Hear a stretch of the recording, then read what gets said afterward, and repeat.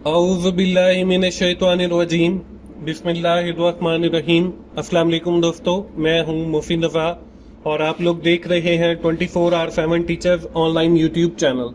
Class चल रही है हमारी ह्यूमन रिसोर्स मैनेजमेंट की और आज उस सीरीज का हमारा 25 लेक्चर है। उम्मीद है दोस्तों आप लोगों को ह्यूमन रिसोर्स मैनेजमेंट की समझ आ रही होगी और जो लेक्चर्स मैं आपको डिलीवर कर रहा हूं इंशाल्लाह आप उससे भी कुछ ना कुछ सीख रहे होंगे। तो चलिए दोस्तों हम अपनी आज की क्लास शुरू करते हैं, लेकिन उससे पहले हम लोग एक बार ये देखते हैं कि हमने पिछली क्लास में क्या पढ़ा था। दोस्तों पिछली क्लास में हमने सिलेक्शन के जो मुख्तलिफ टेस्ट थे उस हवाले से पढ़ा था, क्योंकि हम लोग जो है अपना जॉब एनालिसिस के बाद सिलेक्शन का जो प्रोसेस है उसको पढ़ रहे हैं और उसमें जो हमारे पास सिलेक्शन टेस्ट आया था उसमें हमने मुख्तलिफ टेस्ट को देखा। जब एक कैंडिडेट मुख्तलिफ टेस्ट से गुजर जाता है तो उसके बाद जो है अगला जो प्रोसेस आता है वो आता है हमारा इंटरव्यू का। तो आज की जो हमारी क्लास है वो इंटरव्यू के हवाले से है और आज की क्लास के साथ हमारा जो सिलेक्शन का प्रोसेस है उसमें जो मुख्तलिफ और स्टेप है जिसमें हमारे पास जो है वो कैंडिडेट जॉब ऑफर है या बैकग्राउंड चेक है या फिजिकल एग्जाम है या परमानेंट जॉब ऑफर है, उस हवाले से पढ़ेंगे और इसको सिलेक्शन का जो प्रोसेस है उसको हम अपनी आज की क्लास में जो है वो वाइंड अप करेंगे। दोस्तों मैं आपको बताता चलूं कि आपका जो कोर्स है, जो यूनिवर्सिटी का कोर्स है, उससे जो मेरे लेक्चर हैं वो डिफरेंट है, क्योंकि आपका जो हाफ कोर्स है वो तकरीबन 22 लेक्चर के ऊपर खत्म हो जाता है, लेकिन मेरा जो हाफ कोर्स है वो तकरीबन 30 के लेक्चर अगर आप लेंगे तो फिर जाके खत्म होता है। तो इसलिए आपने इस चीज से कंफ्यूज नहीं होना, क्योंकि मैंने अपने हिसाब से ही लेक्चर्स को मैनेज किया है। तो चलिए दोस्तों हम आज की क्लास शुरू करते हैं और देखते हैं कि जॉब इंटरव्यू होता क्या है। जॉब इंटरव्यू जो है वो हमारा 4th स्टेप है सिलेक्शन प्रोसेस का। Interview is a goal oriented conversation in which the interviewer and applicant exchange information. के इंटरव्यू जो है बेसिकली एक डायलॉग है, बेसिकली एक कन्वर्सेशन है जिसके अंदर इंटरव्यू लेने वाला और इंटरव्यू देने वाला इंफॉर्मेशन को एक्सचेंज करते हैं। मतलब यह कि इंटरव्यूअर कुछ चीजें पूछता है और जो एप्लीकेंट है वो उनका या जो कैंडिडेट है वो उन चीजों का आंसर देता है। This is called information exchange. तो वो उस कन्वर्सेशन के थ्रू जो है इंफॉर्मेशन एक्सचेंज करते हैं जिसको हम इंटरव्यू कहते हैं। अब इस इंटरव्यू की हमारे पास मुख्तलिफ टाइप्स होती हैं। नॉर्मली जो है इसको 2 टाइप्स के अंदर जो है वो कैटेगराइज किया गया है। पहली जो है जिसको हम स्ट्रक्चर्ड इंटरव्यू कहते हैं या डायरेक्टिव या पैटर्न इंटरव्यू भी हम इसे कहते हैं। अब स्ट्रक्चर्ड इंटरव्यू क्या है या डायरेक्टिव इंटरव्यू क्या है? An interview consisting a series of job-related questions that are asked continuously of each application for a particular job. It is known as a structured interview. A structured interview typically contains 4 types of questions. कि इसके अंदर 4 किस्म के जो है वो question किए जाते हैं। कुछ सिचुएशनल होते हैं, कुछ हमारी जॉब के हवाले से होते हैं। तो ये मुख्तलिफ, यानी कि आपकी सारी चीजें जो है वो पैटर्न के ऊपर हैं और एक स्ट्रक्चर बना हुआ है। दूसरा जो है ये हमारा अनस्ट्रक्चर्ड इंटरव्यू है, इसको नॉन डायरेक्ट इंटरव्यू भी। Is an interview where probing open ended question are asked. के वो स्ट्रक्चर्ड इंटरव्यू के अंदर सारी चीजें पहले लिखी हुई होती हैं, सारे जो क्वेश्चन हैं जो आपने कैंडिडेट से पूछने हैं वो भी लिखे हुए होते हैं। लेकिन जो आपका अनस्ट्रक्चर्ड या नॉन डायरेक्टिव इंटरव्यू है इसके अंदर जो चीजें हैं वो कुछ लिखी हुई होंगी, कुछ आपके जो क्वेश्चन है वो ओपन एंडेड होंगे। यानी कि जब आप इंटरव्यू कर रहे हैं उसी वक्त आपके माइंड में कोई क्वेश्चन आया वो भी आपने उस कैंडिडेट से पूछ लेना है। तो ये हमारा अनस्ट्रक्चर्ड जो है वो इंटरव्यू होगा। इसके बाद दोस्तों हम अगली स्लाइड पे चलते हैं और देखते हैं कि हमारे पास इंटरव्यू के कुछ मेथड्स अवेलेबल हैं जिनके थ्रू हम इंटरव्यू कंडक्ट करते हैं। इसमें जो पहला मेथड है वो है 1-to-1 interview. In a typical employment interview the applicant meet 1-to-1 an interviewer.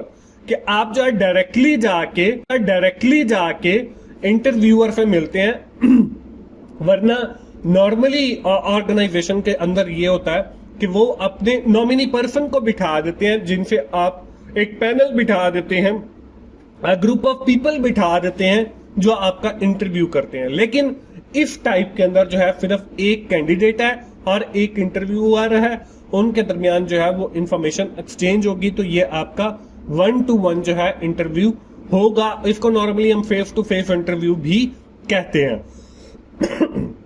इसके बाद हमारी जो दूसरी किस्म है वो है ग्रुप इंटरव्यू। अब देखें, पहले 1-to-1 था, अब ग्रुप है। Several applicant interact in the presence of 1 or more company representative, कि आपके बहुत सारे लोग या तो मिलके एक एप्लीकेंट का इंटरव्यू ले रहे होते हैं, या बहुत सारी कंपनियां मिलके एक इंटरव्यूअर का कैंडिडेट का इंटरव्यू ले रहे होते हैं, या बहुत सारे कैंडिडेट का इकट्ठे एक ही कंपनी जो है एक ही टाइम में जो है वो इंटरव्यू ले रही होती है। तो इसको हम ग्रुप इंटरव्यू कहते हैं। इसके बाद है हमारे पास बोर्ड इंटरव्यू।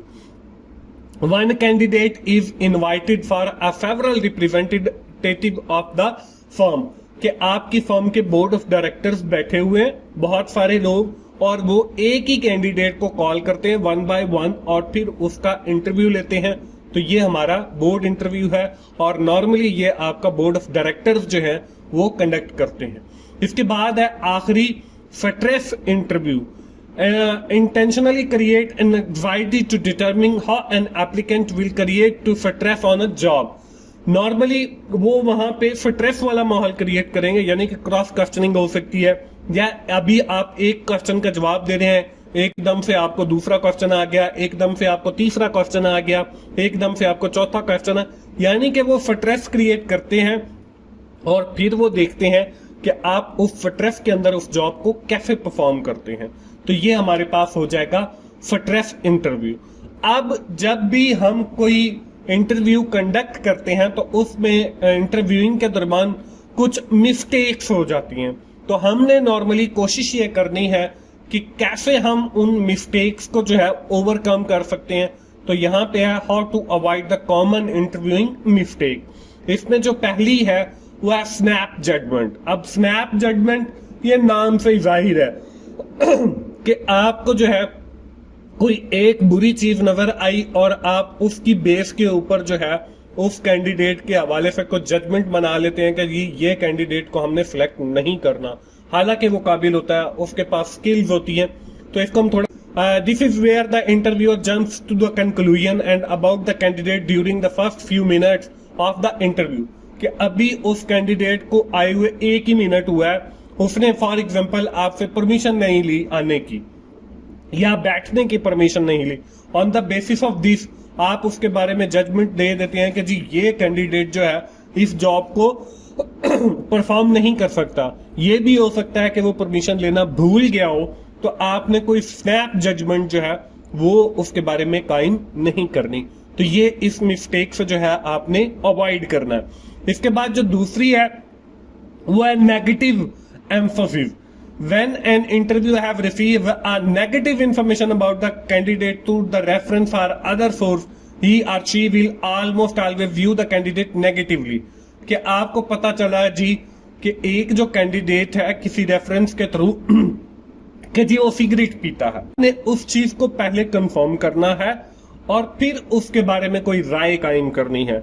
ये नहीं है कि आपको एक कैंडिडेट के बारे में कुछ नेगेटिव इंफॉर्मेशन मिली है, on the basis of this information you can pass the judgement about the candidate, कि उसकी नेगेटिविटी की तरफ आप चले जाएं और उसकी जो पॉजिटिव चीजें हैं उन सारी चीजों को आप इग्नोर कर दें। तो ये नेगेटिविटी जो एम्फेसिस है नेगेटिव, इससे भी आपने बचना है और ये भी कॉमन मिस्टेक है, इससे आपने अवॉइड करना है। इसके बाद जो अगली है वो poor knowledge of job. All interview should be clearly understand the jobs and knowing what is need for the success in these jobs, कि आपने जो इंटरव्यूअर है उसके पास जो है उस जॉब से रिलेटेड नॉलेज ही नहीं है, तो वो इंटरव्यू कैसे कंडक्ट कर सकता है। For example you are selecting the candidate for an accountant, आप एक अकाउंटेंट को सिलेक्ट करने जा रहे हैं, तो the interviewer must have knowledge about the accounting and their standard, उसको अकाउंटिंग का पता हो और उनके स्टैंडर्ड्स का पता हो, तो देन ही जो है वो इंटरव्यूअर आपका एक अच्छा इंटरव्यू कंडक्ट कर सकता है। तो ये भी कंपनीज नॉर्मली प्रैक्टिस करती हैं कि उन इंटरव्यूअर के पास जो है वो जॉब नॉलेज नहीं होता। जैसे आप आईटी का बंदा सिलेक्ट कर रहे हैं और जो इंटरव्यू ले रहा है उसको आईटी का नॉलेज ही नहीं है, तो ये भी आपने मिस्टेक नहीं करनी है। इसके बाद जो आखिरी है वो है प्रेशर टू हायर। अब any time the interviewer is told that he और she must be hire certain number of people within a short time frame, poor selection decision में बी मेड, कि आपको जो है कहीं से प्रेशर आ जाता है। फॉर एग्जाम्पल ये आपको कोई पॉलिटिकल प्रेशर भी हो सकता है, ये आपको कोई फैमिली प्रेशर भी हो सकता है, ये आपको कोई सेक्रेटरीट ऑफिस से भी प्रेशर हो सकता है कि जी इस कैंडिडेट को हायर करें। तो इन दिस सिचुएशन जो आप डिसीजन लेंगे वो आपका पुअर डिसीजन होगा, और this type of pressure should be avoid when ever possible. और इस प्रेशर से आपने जो है वो अवॉइड करना है। और जब भी आप इंटरव्यू कंडक्ट करें और आप ये सोच के करें कि आपने भी अल्लाह ताला के पास जाना है और आपने भी इस चीज को आंसरेबल होना है कि आपने जी वहां पे पूरी ईमानदारी के साथ जो है इंटरव्यू को कंडक्ट किया और मेरिट को जो है वो प्रेफरेंस दी है, और आपने कहीं से जो कोई प्रेशर है उसके अंडर प्रेशर जो है वो सिलेक्शन नहीं किया। और जो भी इस तरह की कोई सिलेक्शन की जाती है तो वो हमेशा ही रॉन्ग होती है। नॉर्मली वो पर्सन जो है जिस पोस्ट के लिए एलिजिबल ही नहीं होता है, उनके पास सलाहियत ही नहीं होती उस जॉब को परफॉर्म करने की। तो ये कुछ मिस्टेक्स हैं जिनको आपने अवॉइड करना है ड्यूरिंग इंटरव्यू। मिस्टेक्स भी हम इनको कहते हैं। तो दोस्तों ये है हमारी आज की क्लास, और इसके बाद हम आज की क्लास का जो आखिरी हमारे स्लाइड है वो आपको स्क्रीन के ऊपर नजर आ रही है, और हमने स्टार्ट किया था स्टेप इन सिलेक्शन प्रोसेस से। तो हमारे कुछ स्टेप्स जो है वो बाकी हैं, उनको देख लेते हैं। बैकग्राउंड चेक, क्योंकि हमने पहले जो है वो 3 स्टेप पढ़ लिए थे, और आज की क्लास से हमने बाकी के सारे स्टेप्स को पढ़ के और हमारा ये जो सिलेक्शन का प्रोसेस है इसको हमने कंप्लीट करना है। तो बैकग्राउंड चेक है, this step is used to check the accuracy of applicant या application through the former employer and references, verification of educational and legal status of the work credit history, criminal record is also made, कि हम check करते हैं कि उसने जो educational history दी है वो ठीक है, उसका कोई क्रिमिनल रिकॉर्ड नहीं है, और उसका कोई लीगल स्टेटस नहीं है, या उसकी जो क्रेडिट हिस्ट्री है वो भी ठीक है। तो ये सारी इन्वेस्टिगेशन करते हैं 5वें स्टेप के अंदर। इसके बाद आगे जो कंडीशनल जॉब ऑफर, जब ये सारी चीजें कंप्लीट हो जाती हैं तो the company will offer the conditional job offer to the applicant, कि वो उसको कंडीशनल जॉब ऑफर देते हैं कि you can join our company within 15 days, कि आप 15 दिनों के अंदर जो है हमारी कंपनी को ज्वाइन कर सकते हैं on that terms and condition.